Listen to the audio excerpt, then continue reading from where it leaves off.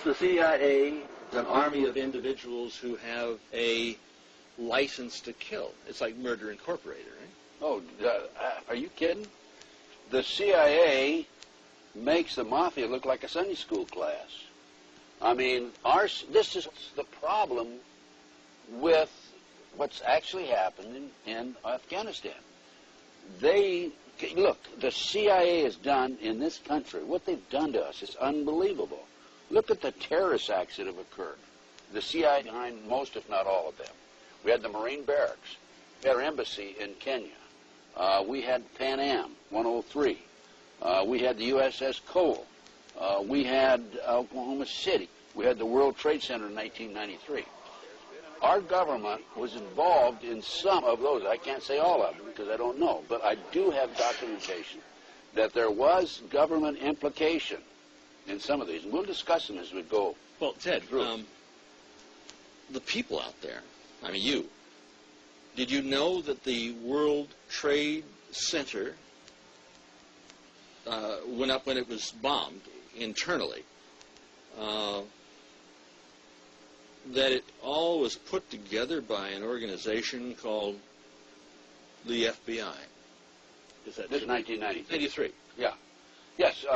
I have and I'll show this on camera, a newspaper article from the New York Times, and it was also an article in the LA Times, by the way, and it's dated October 28, 1993, and it's a result of testimony in the trial, and the informant, the FBI informant in the trial, a fellow named Salam, a 43-year-old former Egyptian army officer.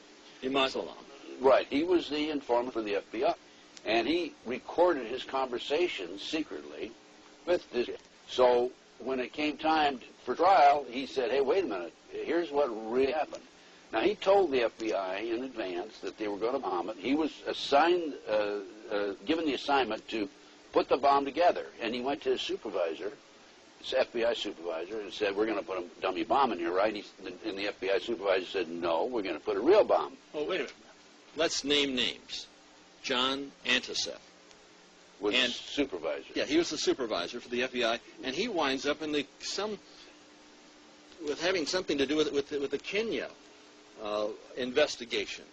So here's a guy who's involved in setting up the World Trade Center for to be blown up, and it resulted in the deaths of six individuals, over 1,000 injured. Nearly $100 million. $500 million. A lot of millions of dollars. Millions of dollars, yeah. And in debt property damage. Right. Now, if justice were done, the FBI agent would be not only in jail, but executed for murder in the first degree. And is the chief suspect in the attack upon the World Trade Center on September 11th, is not the chief suspect the individuals or individual agency that bombed the World Trade Center in 1993? Based on what happened in 1993, the FBI not only knew in advance they were going to bomb the World Trade Center, they furnished the ingredients for the bomb. Based on that, I would say that the FBI is the primary suspect, but also I think we have to consider the CIA. And the reason you have to consider the CIA is because when you skyjack 4 airplanes simultaneously with 19 skyjackers, that is no small operation. That took years to plan, number one, and hundreds of people had to know about it in advance. Now, our government, NSA, was monitoring bin Laden's phone calls in February 1998. Are you going to tell me for 1 minute that we didn't know about this in advance? The CIA had to know about it. The FBI had to know about it. The Mossad had to know about it. Now, MI5, British intelligence, had to know about it. The CIA knows about it. The FBI knows about it. The commander-in-chief, the president, would have to know about it. Of course he does. And that would mean that Bush had prior knowledge, and that would implicate him in reality, if we wanted to face this thing as it really is, in murder in the first degree. Let me explain to the audience what's happened here. Okay, back in the 80s, 1980s, the Department of Justice proposed legislation to fight terrorism. And this legislation took away many of our constitutional rights and civil liberties.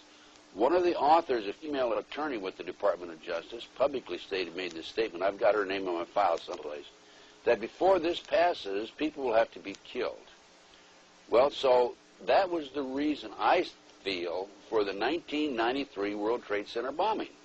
Unfortunately for them, fortunately for us, the good guys, there were only 6 people killed, not enough to pass the legislation. So what happened is 3 years later, no, 93, 2 years later, April 19, 1995, down comes Oklahoma City Murrah building, 168 people killed. 1 year later, the anti-terrorism legislation that takes away many of our constitutional rights and civil liberties is passed. And now with the Twin Towers World Trade Center episode, our Congress is now proposing further restrictions on our constitutional rights and civil liberties. These explosions, these terrorist acts, were an excuse to pass anti-terrorism legislation. And then to implement it. And then yes. And this is what's happening in the world today. And that's why our intelligence people are not only knew about it in advance, but probably involved. There's no question. You cannot possibly have an operation of this magnitude without our people knowing about it. Now, our government, the FBI... When you say our government, and I got to challenge you. This isn't our government. Well, it's the banksters' government, because they control both political parties. The government knows the what, where, why, and when, and how. And I had a FBI supervisor brag about this to somebody else, and it got back to me, of every patriot and every militia in the United States. Now, if they know that, are you going to tell me that they're not going to know about the terrorists coming and going? By the way, this operation, based on information that's come out since the attack, the terrorist attack, was planned in England, London, England. The training took place in Afghanistan and in the United States. And these terrorists came in and took pilot training here.